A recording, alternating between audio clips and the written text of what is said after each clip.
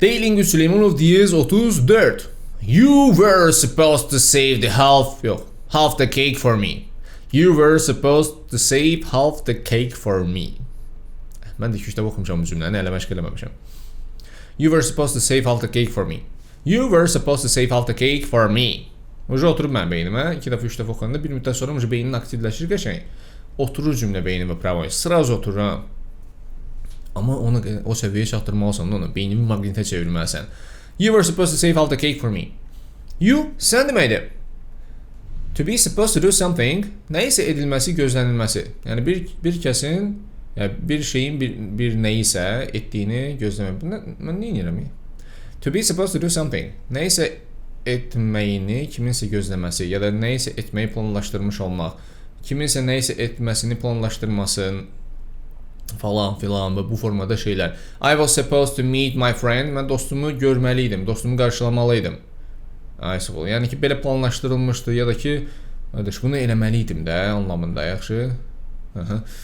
Desən alındı. You were supposed to save half the cake for me. Cümləmiz belə idi.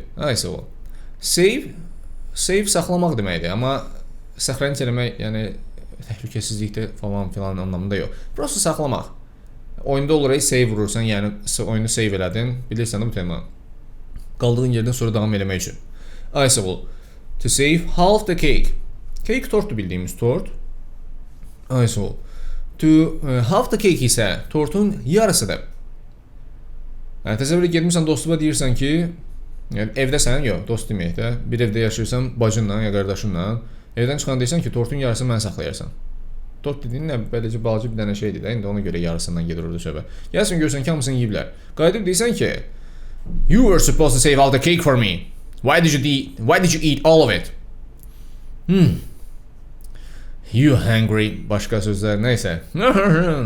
Davam edək. For me, mənim üçün. You were supposed to save all the cake for me. Yəni ki, tortun yarısını saxlayıcıydın mənə, nə oldu?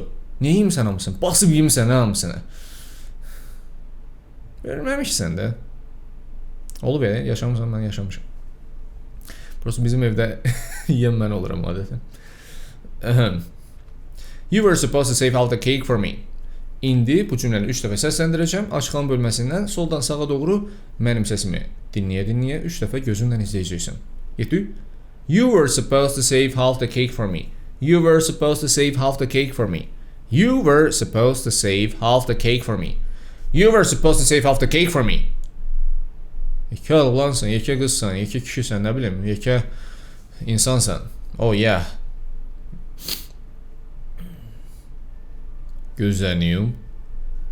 Bu uzun cümləni ən sevdiyin insana dediyini xəyal et. Niyə ən sevdiyin insan? Təsəvvür etməyin lazımdır deyə xəyal edirsən kiməsə dediyini. Amma ən sevdiyin insana dediyini ona görə xəyal edirsən ki, bunu hiss etmiş olasan. Emosional yaddaş sahib olduğumuz ən güclü yaddaş növüdür. Bunu istifadə etməsək olmaz, deyilmi? Çünki nəyi hiss ediriksə, onu digər şeylərdən çox daha yaxşı, rahat xatırlayırıq. Ən sevdiyimiz insana bir şey dediyimizi xəyal etdiyimizdə belə o şeyi hiss etməyə kifayət etdiyi üçün biz hiss edirik. Gözünü yum və təsəvvür et. You were supposed to save half the cake for me. You were supposed to save half the cake for me. You were supposed to save half the cake for me. Come on. I can't believe you've eaten all of it. Jesus Christ. Eyni dilin dodaqlarının arasında dişləyəcəksən. Bu günə qədər etdiyimiz ən çətin dil dişləyib cümlə demək məşqlərindən biri olacaq. Dilin dodaqlarının arasında formada dişləyirsən. You were supposed to save half the cake for me, okay?